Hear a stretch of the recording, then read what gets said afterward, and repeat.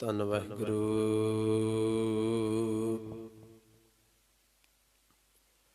ਸਾਹਿਬ ਜੀ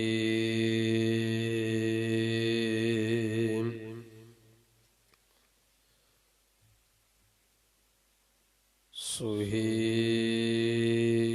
ਮਹਲਾ ਪਹਿਲਾ।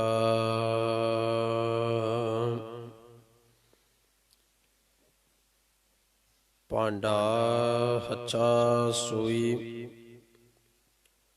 ਜੋ ਤਿਸ ਪਾਵਸੀ।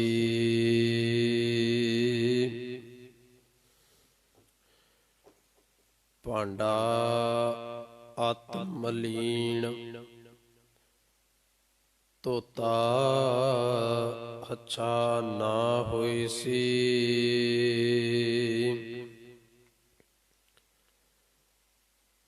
ਗੁਰੂ ਦੁਆਰੀ ਹੋਈ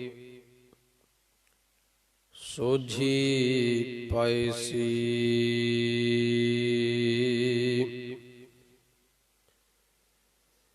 ਈਤ ਦੁਆਰੀ ਧੋਈ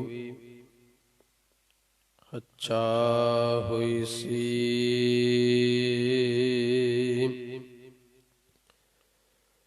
ਮੈਲੀ ਹੱਛੀ ਕਾ ਵਿਚਾਰ ਆਪ ਵਰਤਾਈ ਸੀ।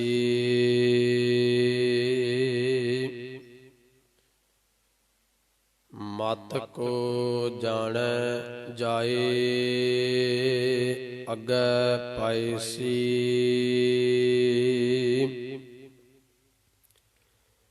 ਜਿਹੀ ਕਰਮ ਕਮਾਈ ਤਿਹਾ ਹੋਈ ਸੀ।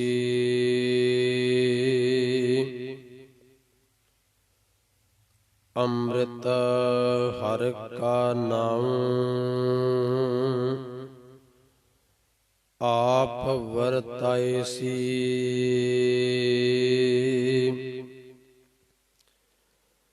ਚੱਲਿਆ ਪਤ ਸਿਉ ਜਨਮ ਸਵਾਰ ਵਾਜਾ ਵਾਏ ਸੀ।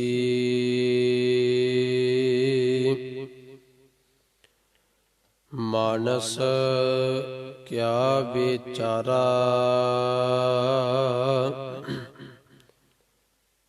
ਤਿਹ ਲੋਕ ਸੁਣਾਏ ਸੀ। ਨਾਨਕ ਆਪ ਨਿਹਾਲ ਸਭ ਕੁਲ ਤਾਰਸੀ।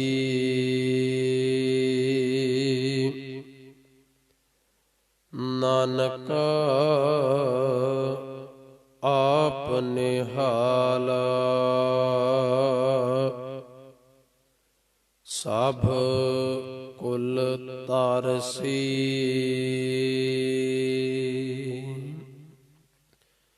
ਵਾਹਿਗੁਰੂ ਜੀ ਕਾ ਖਾਲਸਾ ਵਾਹਿਗੁਰੂ ਜੀ ਕੀ ਫਤਿਹ। ਪਰਮ ਸਨਮਾਨਿਓ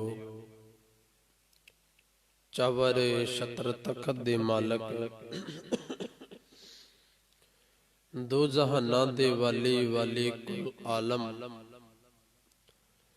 ਸਰਬ ਸਾਂਝੀ ਕਾਇਨਾਤ ਦੇ ਸਰਬ ਸਾਂਝੇ ਰਹਿਬਰ, ਸ਼ਬਦਾ ਗੁਰੂ ਬੋਹਿਤ ਸ਼ਬਦ ਭੰਡਾਰ ਸਾਹਿਬ ਸ੍ਰੀ ਗੁਰੂ ਗ੍ਰੰਥ ਸਾਹਿਬ ਪਾਤਸ਼ਾਹ ਮਹਾਰਾਜ,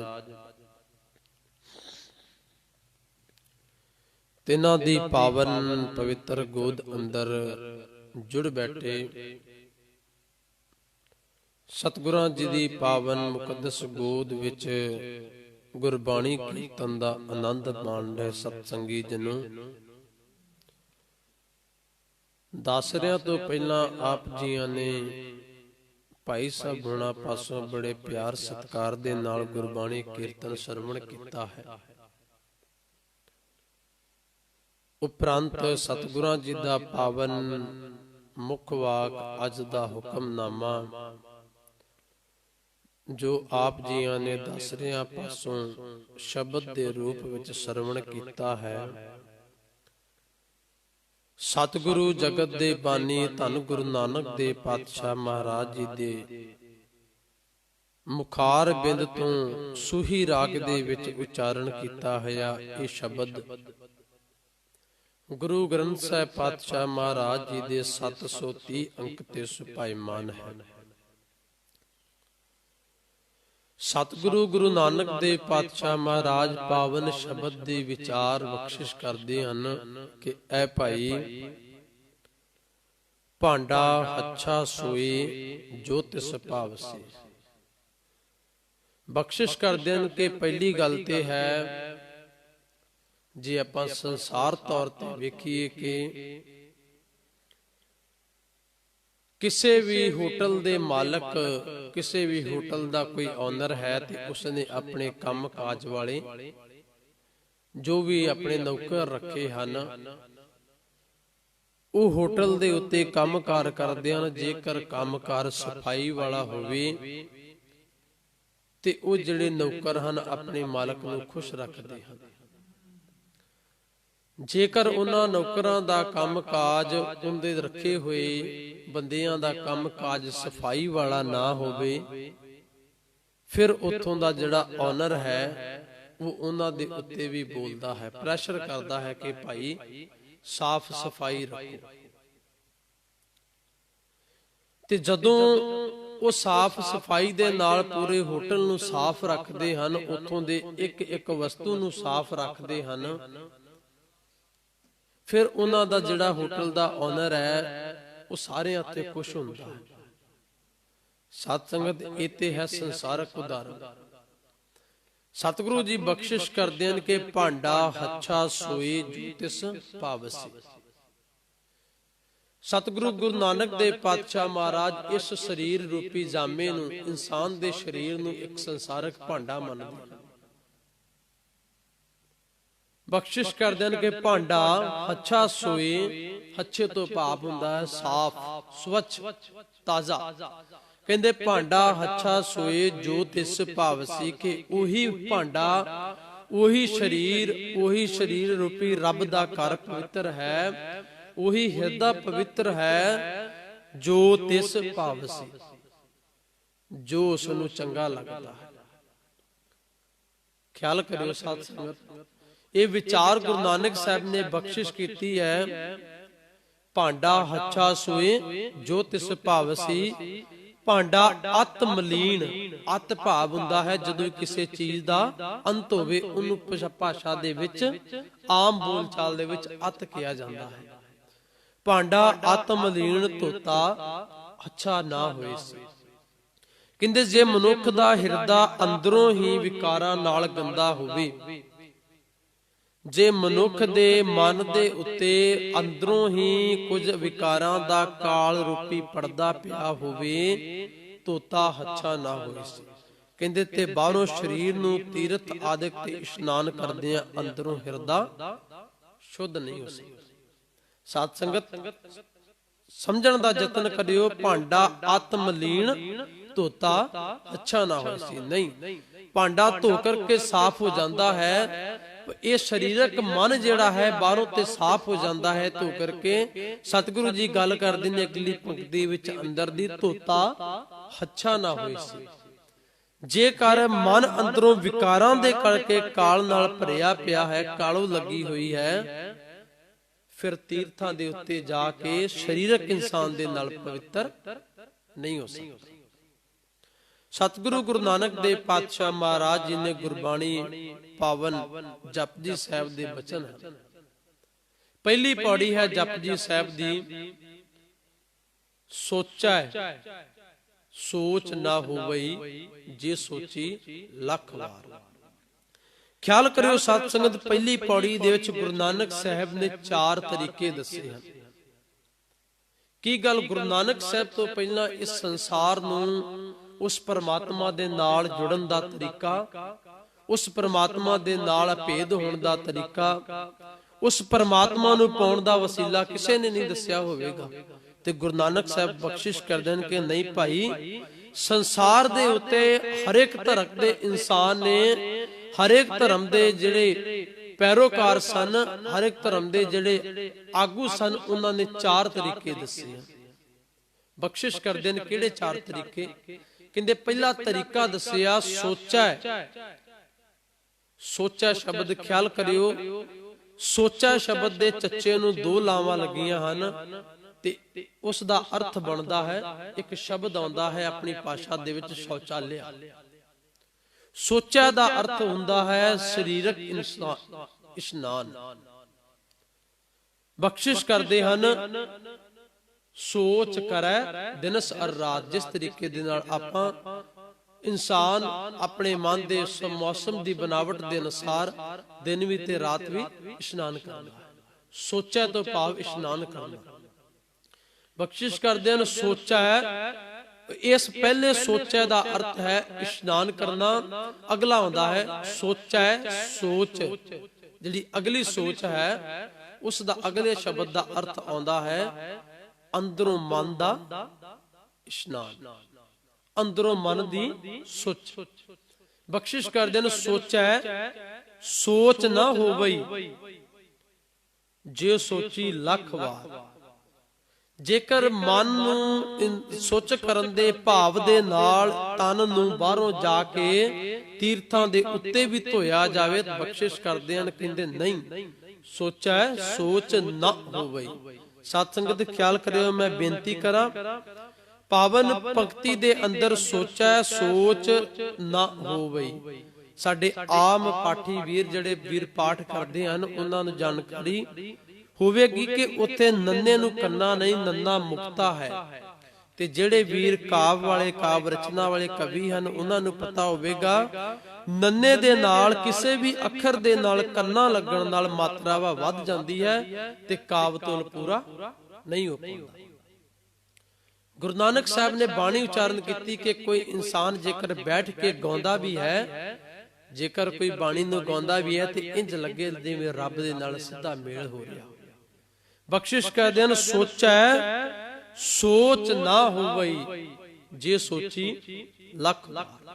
ਕਹਿੰਦੇ ਜੇ ਲੱਖ ਵਾਰ ਵੀ ਤੀਰਥਾਂ ਦੇ ਉੱਤੇ ਇਸ਼ਨਾਨ ਕੀਤਾ ਜਾਵੇ ਇਸ ਭਾਵਨਾ ਦੇ ਨਾਲ ਕਿ ਮਨ ਪਵਿੱਤਰ ਹੋ ਜਾਵੇਗਾ, ਨਹੀਂ। ਕਹਿੰਦੇ ਜਿਹੜੇ ਤੀਰਥਾਂ ਤੇ ਨਹਾਉਂਦੇ ਹਨ, ਜਿਹੜੇ ਇਸ ਭਾਵਨਾ ਨੂੰ ਲੈ ਕੇ ਕਿ ਸਾਡਾ ਮਨ ਪਵਿੱਤਰ ਹੋ ਜਾਵੇਗਾ, ਕਹਿੰਦੇ ਬਖਸ਼ਿਸ਼ ਕਰਦੇ ਹਨ ਕਿ ਜਿਹੜੇ ਤੀਰਥਾਂ ਤੇ ਨਹਾਉਣ ਜਾਂਦੇ ਹਨ, ਕੀ ਪਤਾ ਉਸ ਦੇ ਦਿਲ ਦੇ ਅੰਦਰ ਵੀ ਚੋਰ ਹੋਵੇ, ਕੀ ਪਤਾ ਹੈ ਮਨ ਦੇ ਅੰਦਰ ਵੀ ਵਿਕਾਰ ਹੋਵੇ, ਕੀ ਪਤਾ ਹੈ ਤੀਰਥ ਤੇ ਇਸ਼ਨਾਨ ਕਰਦਿਆਂ ਵੀ ਮਨ ਦੇ ਵਿੱਚ ਵਿਕਾਰਾਂ ਦੀ ਭਾਵਨਾ ਚੱਲ ਰਹੀ ਹੋਵੇ। ਬਖਸ਼ਿਸ਼ ਕਰਦੇ ਨੇ ਪਾਵਨ ਬਾਣੀ ਦੇ ਅੰਦਰ ਨਾਵਣ ਚੱਲੇ ਤੀਰਥੀ ਮਨ ਖੋਟੇ ਤਨ ਚੋਰ। ਕਹਿੰਦੇ ਤੀਰਥ ਦੇ ਉੱਤੇ ਨਹਾਉਣ ਤਾਂ ਚੱਲਿਆ ਐ ਭਾਈ, ਲੇਕਿਨ ਮਨ ਖੋਟੇ ਤਨ ਚੋਰ। ਇਸ ਦਾ ਕੀ ਹੋਵੇਗਾ? ਠੀਕ ਹੈ, ਸਰੀਰ ਦੇ ਉੱਤੇ, ਬਾਡੀ ਦੇ ਉੱਤੇ ਚੰਗਾ ਬਾਣਾ, ਸੋਹਣਾ ਬਾਣਾ ਸਜਾਇਆ ਹੈ, ਸਾਰਿਆਂ ਦੇ ਨਾਲ ਸੋਹਣੇ ਬਾਣੇ ਦੇ ਵਿੱਚ ਤੁਰਿਆ ਜਾ ਰਿਹਾ ਹੈ। ਤੀਰਥ ਦੇ ਉੱਤੇ ਜਾ ਕੇ ਇਸ਼ਨਾਨ, ਮਨ ਵਿੱਚ ਭਾਵਨਾ ਹੈ ਇਸ਼ਨਾਨ ਕਰਾਂਗਾ, ਮਨ ਨੂੰ ਪਵਿੱਤਰ ਕਰਾਂਗਾ, ਤਨ ਨੂੰ ਪਵਿੱਤਰ ਕਰਾਂਗਾ। ਬਖਸ਼ਿਸ਼ ਕਰਦੇ ਹਨ ਕਿ ਨਾਵਣ ਚੱਲੇ ਤੀਰਥੀ। ਤੀਰਥੀ ਤੋਂ ਭਾਵ ਹੁੰਦਾ ਹੈ ਜਿਹੜੇ ਤੀਰਥਾਂ ਤੇ ਜਾਣ ਵਾਲੇ। ਤੀਰਥ ਸ਼ਬਦ ਤੀਰਥ ਲਈ ਵਰਤਿਆ ਜਾਂਦਾ ਹੈ। ਜਦੋਂ ਥੱਥੇ ਦੇ ਨਾਲ ਬਿਹਾਰੀ ਲੱਗਦੀ ਹੈ ਫਿਰ ਤੀਰਥੀ ਤੋਂ ਭਾਵ ਹੋ ਜਾਂਦਾ ਹੈ ਤੀਰਥਾਂ ਨੂੰ ਜਾਣ ਵਾਲੇ। ਕਿ ਤੀਰਥਾਂ ਨੂੰ ਜਾਣ ਵਾਲੇ ਜਾ ਰਹੇ ਹਨ। ਅਗਲੀ ਪੰਕਤੀ ਮਨ ਖੋਟੇ ਤਨ ਚੋਰ। ਲੇਕਿਨ ਮਨ ਦੇ ਵਿੱਚ ਖੋਟ ਹੈ, ਤਨ ਦੇ ਵਿੱਚ ਇੱਕ ਚੋਰ ਵਾਲੀ ਬਿਰਤੀ ਵਿਰਾਜ ਰਹੀ ਹੈ। ਬਖਸ਼ਿਸ਼ ਕਰਦੇ ਹਨ ਤੀਰਥੀ ਮਨ ਖੋਟੇ ਤਨ ਚੋਰ, ਇੱਕ ਭਉ ਲੱਥੀ ਨਾਤਿਆਂ ਦੋਏ ਭਾ ਚੜੀ ਅਸੂ। ਕਹਿੰਦੇ ਜੇਕਰ ਮਨ ਵੀ ਲਈਏ ਵੀ ਇੱਕ ਪਾਸੇ ਦੀ ਮੈਲ, ਤਨ ਦੀ ਮੈਲ ਜਿਹੜੀ ਹੈ, ਤਨ ਦੀ ਮੈਲ ਉਹ ਤੀਰਥ ਦੇ ਉੱਤੇ ਨਹਾ ਕੇ ਉਤਾਰ ਲਵੇਗਾ, ਦੋਏ ਭਾ ਚੜੀ ਅਸੂ। ਕਹਿੰਦੇ ਉਸ ਰੱਬ ਦੀ ਸੱਚੇ ਦਰਗਾਹ ਤੇ ਜਾ ਕੇ, ਰੱਬ ਦੇ ਘਰ ਵਿੱਚ ਪਹੁੰਚ ਕੇ, ਜਿੱਥੇ ਬੈਠ ਕੇ ਸਾਰੇ ਤੇਰੇ ਵਰਗੇ ਪਤਾ ਨਹੀਂ ਕਿੰਨੇ ਬੈਠੇ ਹੋ ਨਾ, ਤੇਰੇ ਤੋਂ ਕੁਝ ਹਟ ਕੇ ਪਤਾ ਨਹੀਂ ਕਿੰਨੇ ਬੈਠੇ ਹੋ। ਕਈ ਮਨ ਦੀ ਭਾਵਨਾ ਲੈ ਕੇ ਸਾਧ ਸੰਗਤ, ਸੱਚ ਜਾਣਿਓ ਸੰਗਤ ਦੇ ਵਿੱਚ ਬੈਠ ਕੇ ਵੀ ਕਈ ਵਾਰ ਕੋਈ ਇਨਸਾਨ ਐਸਾ ਬੈਠਾ ਹੁੰਦਾ ਜਿਹੜਾ ਰੱਬ ਨਾਲ ਸੁਰਤ ਨੂੰ ਜੋੜਨ ਦਾ ਯਤਨ ਕਰ ਰਿਹਾ ਹੁੰਦਾ ਹੈ, ਤੇ ਕੋਈ ਐਸਾ ਹੁੰਦਾ ਹੈ ਆਪਣੇ ਹੀ ਮਨ ਦੇ ਵਿਕਾਰਾਂ ਵਿੱਚ ਖਚਿਤ ਹੋ ਕੇ ਆਪਣੇ ਪਿੱਛੇ ਬਾਰੇ ਸੋਚ ਰਿਹਾ ਹੁੰਦਾ ਹੈ। ਕਹਿੰਦੇ ਦੋਏ ਭਾ ਚੜੀ ਅਸੂਰ। ਦੋਏ ਭਾ ਤੋਂ ਭਾਵ ਇੱਕ ਤੇ ਮਨ ਦੇ ਉੱਤੇ ਵਿਕਾਰਾਂ ਦੀ ਮੈਲ ਹੈ ਹੀ ਸੀ, ਜਿਸ ਨੂੰ ਲਾਉਣ ਲਈ ਆਇਆ ਸੀ ਉਹ ਲੱਥੀ ਨਹੀਂ। ਦੂਜਾ ਉੱਥੇ ਆ ਕੇ ਭਾਵਨਾ ਰੱਖੀ ਕਿ ਮਨ ਦੀ ਮੈਲ ਉੱਥੇ ਲਾਵਾਂਗਾ, ਉਹ ਦੂਜਾ ਭਾ ਹੋਰ ਉੱਤੇ ਚੜ ਗਿਆ। ਭਾਵ ਇੱਕ ਭੌ ਲੱਥੀ ਨਾਤੇ ਆ, ਦੋਏ ਭਾ ਚੜੀ ਅਸੂਰ। ਇੱਕ ਦੇ ਲਾਉਣ ਆਇਆ ਸੀ, ਮੈਲ ਲਾ ਲਈ, ਲੇਕਿਨ ਜਿਹੜੀ ਵਿਕਾਰਾਂ ਦੀ ਲੱਗੀ ਸੀ ਉਹ ਲੱਗੀ ਰਹੀ। ਉਹਦੇ ਨਾਲ ਗੁਰੂ ਨੂੰ ਝੂਠ ਬੋਲਿਆ, ਰੱਬ ਨੂੰ ਝੂਠਾ ਦਿਲਾਸਾ ਦਿੱਤਾ। ਲੋਕ ਪਤੀਣੇ ਕਛੂ ਨਾਹੀ, ਨਾਹੀ ਰਾਮ ਅਯਨ। ਲੋਕ ਪਤੀਣੇ ਕਛੂ ਨਾ ਹੋਵੇ, ਨਾਹੀ ਰਾਮ ਅਯਨ। ਕਹਿੰਦੇ ਰੱਬ ਨੂੰ ਧੋਖਾ ਦੇਣ ਆਇਆ ਸੀ, ਇੱਕ ਤੇ ਮੈਲ ਲੱਗੀ ਸੀ, ਦੂਜੀ ਹੋਰ ਕੂੜਦੇ ਵੀ ਲੱਗੀ। ਬਖਸ਼ਿਸ਼ ਕਰਦੇ ਹਨ ਕਿ ਪਹਿਲਾ ਤਰੀਕਾ ਲੋਕਾਂ ਨੇ ਕੀ ਦਿੱਤਾ। ਗੁਰਦੇਵ ਬਖਸ਼ਦੇ ਹਨ, ਸੋਚੈ ਸੋਚ ਨਾ ਹੋ ਬਈ, ਜੇ ਸੋਚੀ ਲੱਖ ਵਾਰ। ਕਹਿੰਦੇ ਅਗਲੀ ਪੰਕਤੀ, ਚੁੱਪੈ।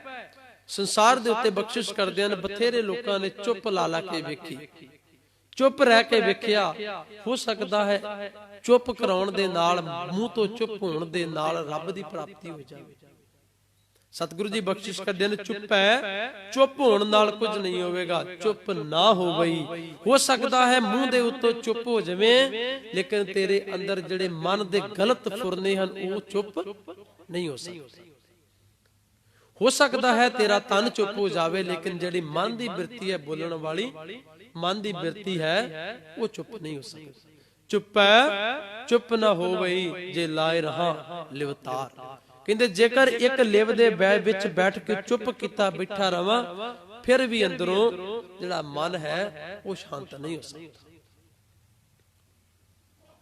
ਸਤਿਗੁਰੂ ਜੀ ਤੀਸਰਾ ਬਖਸ਼ਿਸ਼ ਕਰਦੇ ਹਨ ਕਿ ਸੰਸਾਰ ਦੇ ਲੋਕਾਂ ਨੇ ਤੀਸਰਾ ਵੀ ਅਪਣਾ ਕੇ ਵੇਖਿਆ। ਭੁੱਖਿਆਂ ਸਾਧ ਸੰਗਤ ਖਿਆਲ ਕਰਿਓ, ਜੇਕਰ ਇਸ ਭੁੱਖਿਆਂ ਦੇ ਉੱਤੇ ਬਿੰਦੀ ਲਾਉਨੇ ਆ ਤੇ ਅਰਥ ਬਣਦਾ ਹੈ ਕਿ ਭੁੱਖੇ ਰਹਿਣ ਦੇ ਨਾਲ। ਜੇਕਰ ਅਸੀਂ ਸਿੰਪਲ ਭੁੱਖਿਆ ਪੜ੍ਹਦੇ ਆ ਤੇ ਉਹ ਕਿਸੇ ਨੂੰ ਸੰਬੋਧਨ ਹੋ ਜਾਂਦਾ ਹੈ ਕਿ ਐ ਭਾਈ ਭੁੱਖਿਆ। ਮੇਰਾ ਵਿਚਾਰ ਜਿਹੜਾ ਬਣਦਾ ਹੈ, ਸ਼ਬਦ ਦਾ ਉਚਾਰਨ ਭੁੱਖਿਆਂ ਬਿੰਦੀ ਲਗਾ ਕੇ ਕਰਨਾ ਚਾਹੀਦਾ ਹੈ। ਅਰਥ ਨਿਕਲਦਾ ਹੈ ਭੁੱਖਿਆਂ, ਭੁੱਖੇ ਰਹਿਣ ਦੇ ਨਾਲ ਭੁੱਖ ਨਾ ਉਤਰੀ, ਫਿਰ ਵੀ ਜਿਹੜੀ ਮਨ ਦੀ ਭੁੱਖ ਹੈ ਉਹ ਦੂਰ ਨਹੀਂ ਹੋ ਸਕਦੀ। ਸੰਸਾਰ ਦੇ ਸਾਰੇ ਪਦਾਰਥ ਜਿਹੜੇ ਹਨ ਉਹ ਜੇਕਰ ਬੰਨ ਲੈ ਜਾਣ, ਸੰਸਾਰ ਦੀਆਂ ਸਾਰੀਆਂ ਵਸਤੂਆਂ ਨੂੰ ਬੰਨ ਕੇ ਰੱਖ ਲਿਆ ਜਾਵੇ, ਜੇਕਰ ਮਨ ਸ਼ਾਂਤ ਨਹੀਂ, ਫਿਰ ਤਨ, ਜੇਕਰ ਮਨ ਸ਼ਾਂਤ ਨਹੀਂ ਹੋਇਆ, ਫਿਰ ਉਹਨਾਂ ਪਦਾਰਥਾਂ ਦਾ ਕੋਈ ਲਾਭ ਨਹੀਂ। ਹੋ ਸਕਦਾ ਹੈ ਤਨ ਨੂੰ ਸ਼ਾਂਤੀ ਪਦਾਰਥਾਂ ਦੇ ਨਾਲ, ਪਦਾਰਥਵਾਦ ਦੇ ਨਾਲ ਤਨ ਦੀ ਸ਼ਾਂਤੀ ਹੋ ਜਾਵੇ, ਲੇਕਿਨ ਜੇ ਬੰਨਾ ਪੁਰੀਆਂ ਭਾਰ, ਸੰਸਾਰ ਦੀਆਂ ਸਾਰੀਆਂ ਵਸਤੂਆਂ ਬੰਨ ਲਵਾਂ, ਹੋ ਸਕਦਾ ਹੈ ਤਨ ਦੀ ਸ਼ਾਂਤੀ ਹੋ ਜਾਵੇ, ਲੇਕਿਨ ਮਨ ਦੀ ਸ਼ਾਂਤੀ ਨਹੀਂ। ਅਗਲਾ ਬਚਨ ਸਤਿਗੁਰੂ ਜੀ ਬਖਸ਼ਿਸ਼ ਕਰਦੇ ਹਨ ਕਿ ਚੌਥਾ ਤਰੀਕਾ ਲੋਕਾਂ ਨੇ ਕੀ ਅਪਣਾਇਆ। ਸਹਿਸ ਸਿਆਣਪਾਂ ਲੱਖ ਹੋਏ। ਸਹਿਸ ਤੋਂ ਭਾਵ ਹੁੰਦਾ ਹੈ ਹਜ਼ਾਰਾਂ, ਸਿਆਣਪਾਂ ਲੱਖ ਹੋਏ। ਕਹਿੰਦੇ ਹਜ਼ਾਰਾਂ ਲੱਖਾਂ ਇਨਸਾਨ ਦੇ ਅੰਦਰ ਚਤਰਾਈਆਂ ਹੋਣ, ਲੱਖਾਂ ਹਜ਼ਾਰਾਂ ਚਤਰਾਈਆਂ ਹੋਣ ਤਾਂ ਇੱਕ ਨਾ ਚੱਲੇ ਨਾ, ਫਿਰ ਵੀ ਉਸ ਦਰਗਾਹ ਦੇ ਵਿੱਚ ਇੱਕ ਵੀ ਕਬੂਲ ਨਹੀਂ ਪੈਂਦੀ। ਸਤ ਸੰਗਤ ਛੋਟਾ ਜਿਹਾ ਦ੍ਰਿਸ਼ਟਾਂਤ ਸਾਂਝਾ ਕਰਾਂ। ਵੈਸ਼ਾਲੀ ਦੀ ਰਹਿਣ ਵਾਲੀ ਸਭ ਨੂੰ, ਜਿਸ ਨੂੰ ਕਹਿ ਲਈਏ ਨਰਤਕੀ, ਉਸ ਇਲਾਕੇ ਦੀ ਸਭ ਨੂੰ ਉੱਪਰ ਆਉਣ ਵਾਲੀ ਨਰਤਕੀ ਅਮਰਪਾਲੀ, ਜਿਸ ਦਾ ਨਾਮ ਹੈ, ਉਹ ਇੱਕ ਦਿਨ ਆਪਣੇ ਨਾਚ ਗਾਣੇ ਤੋਂ ਵਾਪਸ ਆ ਰਹੀ ਹੈ। ਨਾਚ ਗਾਣੇ ਤੋਂ ਵਾਪਸ ਆ ਰਹੀ ਹੈ, ਰਸਤੇ ਦੇ ਵਿੱਚ ਆਉਂਦਿਆਂ ਕੀ ਵੇਖਦੀ ਹੈ ਕਿ ਇੱਕ ਪੰਡਤ ਹੈ, ਉਸਨੇ ਬੜਾ ਸੋਹਣਾ ਮੱਥੇ ਦੇ ਉੱਤੇ ਆਪਣੇ ਭਗਵਾਨ ਦਾ ਤਿਲਕ ਲਾਇਆ ਹੈ, ਗਲੇ ਦੇ ਵਿੱਚ ਮਾਲਾਵਾਂ ਪੈਂਦੀਆਂ ਹਨ, ਬਾਣਾ ਪੈਂਦਿਆਂ ਹੋਇਆ ਹੈ, ਜੋ ਵੀ ਆਪਣਾ ਉਸਦਾ ਧਾਰਮਿਕ ਬਾਣਾ ਸੀ, ਉਸਨੇ ਆਪਣਾ ਧਾਰਮਿਕ ਬਾਣਾ ਆਪਣੇ ਸਰੀਰ ਤੇ ਸਜਾਇਆ ਹੈ, ਗਲੇ ਤੇ ਸੋਹਣਾ ਤਿਲਕ ਲਾਇਆ ਹੋਇਆ, ਜੋ ਵੀ ਉਸਦੇ ਧਾਰਮਿਕ ਚਿੰਨ੍ਹ ਸਨ ਉਹ ਸਾਰੇ ਉਸਨੇ ਆਪਣੇ ਸਰੀਰ ਤੇ ਧਾਰਨ ਕੀਤੇ। ਪਹਿਲੇ ਦਿਨ ਆਉਂਦਾ ਹੈ, ਜਦੋਂ ਵੈਸ਼ਾਲੀ ਦੀ ਰਹਿਣ ਵਾਲੀ ਅਮਰਪਾਲੀ ਨਰਤਕੀ ਉੱਥੋਂ ਦੀ ਨਿਕਲਦੀ ਹੈ ਤੇ ਉਸ ਨੂੰ ਦੇਖਦਾ ਹੈ, ਦੇਖ ਕੇ ਬੋਲਦਾ ਕੁਝ ਨਹੀਂ, ਉਹ ਚਲੀ ਜਾਂਦੀ ਹੈ। ਉਹ ਦੇਖਦਾ ਹੈ ਵਾਪਸ ਆਉਣਾ ਕਦੋਂ ਹੈ, ਰਸਤੇ ਦੇ ਵਿੱਚ ਬੈਠ ਜਾਂਦਾ ਹੈ, ਜਿੱਥੇ ਆਇਆ ਹੁੰਦਾ ਹੈ ਨਾ ਉੱਥੇ ਬੈਠ ਜਾਂਦਾ ਹੈ। ਆ ਕੇ ਬੈਠਦਾ ਹੈ ਤੇ ਜਦੋਂ ਅਮਰਪਾਲੀ ਵਾਪਸ ਆਉਂਦੀ ਹੈ, ਵਾਪਸ ਆ ਕੇ ਉਹ ਉਸ ਨੂੰ ਰੋਕ ਕੇ ਸਵਾਲ ਕਰਦਾ ਹੈ ਕਿ की हाल है, कित्थों आए हैं। ते साध संगत सच जाणियो, अमरपाली ने पंडित नूं हथ जोड़ के बेनती की कि पंडित जी, मेरे पैरां दे विच पईयां होईयां पायलां दसदियां हन कि मैं नर्तकी हां। मेरे तन दा शिंगार दसदा है कि मैं नचण वाली हां। मेरे तन दा शिंगार दसदा है कि मन दियां भावनां नूं परचाउण वाली हां। पर तेरे तन दा शिंगार नहीं दसदा कि जो तू है वो तू अंदरों नहीं है। तेरे तन दा, मेरे तन दा शिंगार दसदा है कि जो मैं बाहरों हां वही मैं अंदरों हां, लेकिन तेरे तन दा शिंगार जो बाहरों दिख रहा है वो अंदरों नहीं है। सहस सियाणपा लख होए तां इक न चले। सतगुरुदेव बख्शिश करदे हन कि ये चार तरीके जिहड़े हन संसार दे लोकां ने अपनाए। कहंदे सतगुरु जी फिर तुसीं दसो किस तरीके दे नाल रब दे नाल इस कर्मां नूं सुधार के भेदता हो सकदी है। बख्शिश करदे हन, सहस सियाणपा लख होए तां इक न चले नाल, किव सचियारा होई है। सचियार तो भाव प्योर शुद्ध। गुरु नानक साहब ने जिसनों प्योर आखिया, शुद्ध आखिया, गुरु गोबिंद सिंह पातशाह महाराज ने उसनों खालसा आखिया। जागत जोत जपै निसबासुर, एक बिना मन नैक न आने। जिहड़ा जागदी जोत अपने इष्ट नूं जपे, अपने मन नूं एक तो बिना किसे दे अगे झुकण ना देवे, वो खालसा है। गुरु नानक साहब ने आख्या किव सचियारा होई है कि कूड़े टुटे पाल। कहंदे सतगुरु जी तरीका वसीला दसो। कहंदे किव सचियारा होई है कि कूड़े टुटे पाल, हुक्म रजाई चलना। सत संगत ख्याल करियो, इतों हुक्म अरबी भाषा दा शब्द है। हुक्म रजाई चलना नानक लिखिया नाल गुरु नानक साहब ने जपजी साहब दी अगली पौड़ी दा डंडा पकड़ा दिता कि इथों समझ आई है पहली पौड़ी चों कि किस तरीके दे नाल संसार दे लोकां ने रब नूं जपिया ते मेरा तरीका की है जिस तरीके दे नाल रब नूं जपना चाहिदा है। हुक्म रजाई सतगुरु जी ने शब्द बख्शिश किया, हुक्म रजाई चलना। अगली पौड़ी का डंडा पकड़ा दिता। अगली पौड़ी पर समझ बख्शिश करते हैं हुक्म दी। समा मिलिया फिर साझा करांगे अज दी विचार पावन शब्द दे नाल। कहंदे भांडा हच्छा सोए जो तिस भावसी, भांडा अत मलीन तोता हच्छा ना होए सी। कहण तो भाव पावन पौड़ी दी विचार, जेकर मनुख दा मन अंदरों मैला है, जेकर मनुख दा मन अंदरों विकारी है ते तीर्थां दे नहाउण दे नाल मन पवित्र नहीं हो सकता। सतगुरु जी बख्शिश करदे हन, गुरु दुआरे होए सोजी पाई सी। गुरु दे दर ते आपा भाव नूं दूर करके जदों सवाली खड़ा हुंदा है ते उह सतगुरु विवेक बख्शदा है, उह सतगुरु सोजी बख्शदा है, सतगुरु समत बख्शदा है, शब्द दे नाल प्यार बख्शदा है। कहंदे एत दुआरे धोए। हाँ, जेकर तीर्थां दी जगह ते जाके इस दर ते आके धोएगा ते मेरा निश्चा है, मेरा विश्वास है, गुरु जी बख्शिश करते हैं कि जिहड़ा तेरा मन है ना ये पवित्र हो जाएगा। मन रूपी जिहड़ा भांडा है ये पवित्र हो जाएगा। नहीं ते साध संगत सतगुरु जी बख्शिश करते हैं कि उनदे भांडे कच ना समावे, सीधे अमृत भरै निहाल। जेकर भांडा उल्टा ही होवे ते उसदे विच कुछ नहीं पैंदा, वो सारा थले डल जाता है। सीधे अमृत भरै निहार, जेकर सीधा होवे ते फिर अमृत जदों वरसदिया होवे वो सीधा उस भांडे दे विच पैंदा है। बख्शिश करदे हन, मैले हच्छे का विचार आप वरताए से। गुरु दे दर ते जाके सोझी पैंदी है, गुरु दे दर ते जाके प्रवानगी मिलदी है, समझ आउंदी है कि मेरा लई मैला किथे है, मेरा मन मैला किथे है, मेरा मन चंगा किथे है। सत्संगत सत जानियो, गुरु दे आप मैले हच्छे का विचार आप वरताए सी। उस परमात्मा ने बिख अमृत उस परमात्मा दे दोनों पैदा किते हुए। संसार दे उत्ते जेकर बिख बनिया जहर बनिया है वो भी परमात्मा दा पैदा किया है, ते जेकर अमृत है वो भी अकाल पुरख दा परमात्मा दा बनाया होया है। बिख अमृत हर आप पाए, संसार बिरख को दो फल लाए। इस संसार नूं परमात्मा ने दो फल लाए हैं, एक अमृत दा ते दूजा विख दा। जिहड़ा विकारा करके गंदा हुंदा है वो विख नूं प्राप्त कर लैंदा है, जिहड़ा मन करके सुचेत हो जाता है, सूक्ष्म हो जाता है, रब दे नाल जुड़ जाता है, अमृत नूं प्राप्त करता है। बख्शिश करदे न मैले हच्छे का विचार आप वरताए सी। इस मैले ते हच्छे दा विचार उस परमात्मा ने बख्शी हुई है कि तू चंगा है जा मंदा है, ये तो द्वारे हुए सोझी पाई सी। इस गुरु दे दर ते आके इस मत्था टेके समझ, गुरु नू बेनती कर, अरदास कर, गुरु तेनू सोझी बख्शेगा कि तू चंगा है कि मंदा।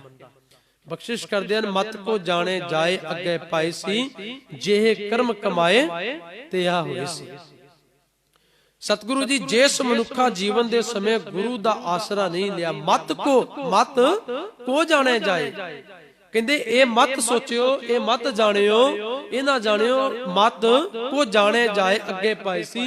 जेकर इस संसारक मनुखी जामे दे विच आके रब दा आसरा नहीं लिया, जे उस दी ओट नूं नहीं तकिया, जे उस दे नाल अपने प्यार संग नूं नहीं जोड़िया, अगे पाए सी, फिर इस दी आवास ना रखियो कि अगे जाके रब बख्श लवेगा।